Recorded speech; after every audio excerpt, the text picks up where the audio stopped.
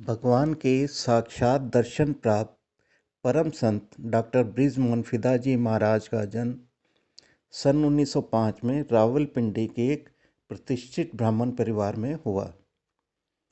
इनके पिता डॉक्टर मस्तराम जी एक उच्च कोटि के विद्वान, सूफी संत, ख्याति प्राप्त कवि और डॉक्टर थे।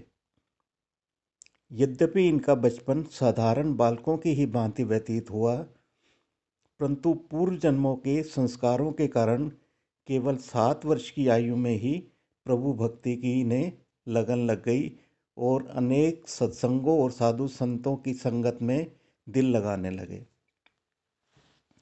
छोटी आयु में ही गायत्री मंत्र का इन्होंने जी भरकर जाप किया। इनकी प्रारंभिक शिक्षा क्लास वाला जिला सियालकोट में हुई। उसके बाद इनका परिवार लाहौर आ गया और यहाँ इन्होंने उर्दू और फारसी की डिग्रियां प्राप्त की तथा यूनानी चिकित्सा की भी सर्वश्रेष्ठ उपाधि प्राप्त की। तत्पश्चात तिबिया कॉलेज लाहौर में प्रोफेसर के रूप में कार्य किया। इन्होंने अपने जीवन में असंख्य साधु संतों के दर्शन किए और उनके सद्गुणों को ग्रहण किया। विशेष रूप से इनका परम संत परम पूज्य पंडित जगन्नाथ भक्त माली जी, जो कि ज्ञान गोदड़ी वृंदावन में रहते थे, विशेष प्रेम हो गया और उनसे दीक्षा प्राप्त की। उन्हीं की अनुकंपा और दया दृष्टि से ये आध्यात्मिक क्षेत्र में अद्भुत उन्नति करते गए। सर्वप्रथम लाहौर में एक संस्था की बुनियाद डाली जिसका नाम लीडिंग डिवाइन मिशन रखा गया। सच्चे हृदय से हर रविवार को ये सत्संग करने लगे और प्रत्येक वर्ष श्री गीता जयंती महोत्सव मनाने लगे। इन्होंने आध्यात्मिकता से परिपूर्ण अनेक लेख और कविताएं लिखी तथा श्रीमद् भगवत गीता का उर्दू और हिंदी कवितावली में अनुवाद किया। यह संस्करण इतना लोकप्रिय हुआ कि प्रथम संस्करण हाथों हाथ ही समाप्त हो गया और फिर दूसरा संस्करण छपा। इन्होंने एक बार 40 दिन का तप किया और उसके बाद इनके श्रीमुख से भगवान श्री कृष्ण की स्तुति एवं गीता जी का सार निकला, जिसका नाम मोहनमाला रखा गया। मोहनमाला का अनेकों बार प्रकाशन हो चुका है।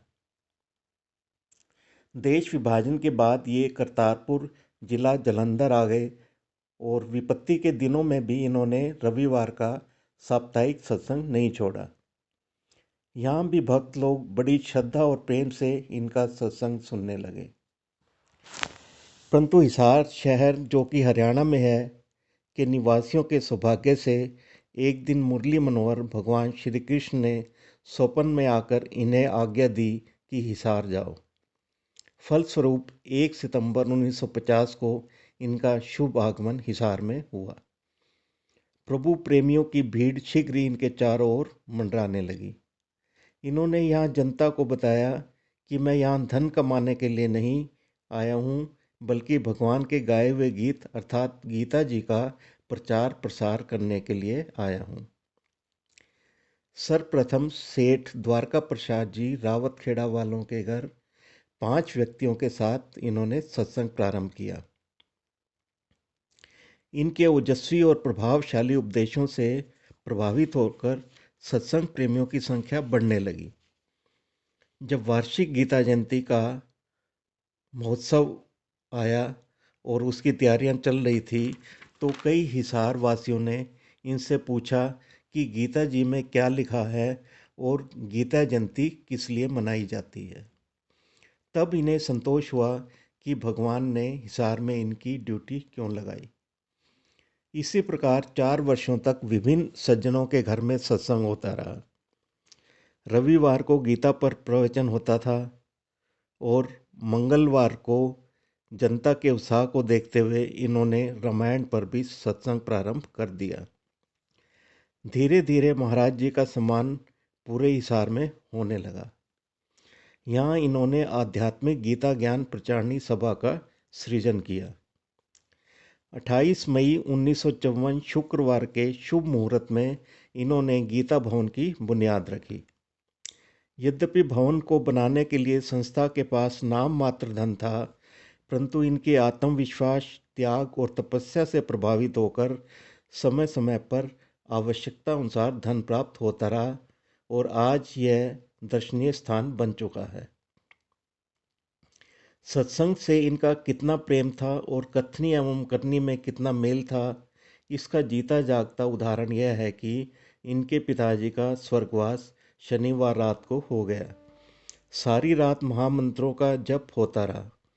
अगले दिन इन्होंने नियमानुसार रविवार को 3 घंटे तक सत्संग किया और सत्संग समाप्त होने के बाद ही पिताजी की मृत्यु के बारे में बताया। इसी तरह 1973 में इन्हें दिल का दौरा पड़ा। इन्हें सिविल अस्पताल में भर्ती कराया गया।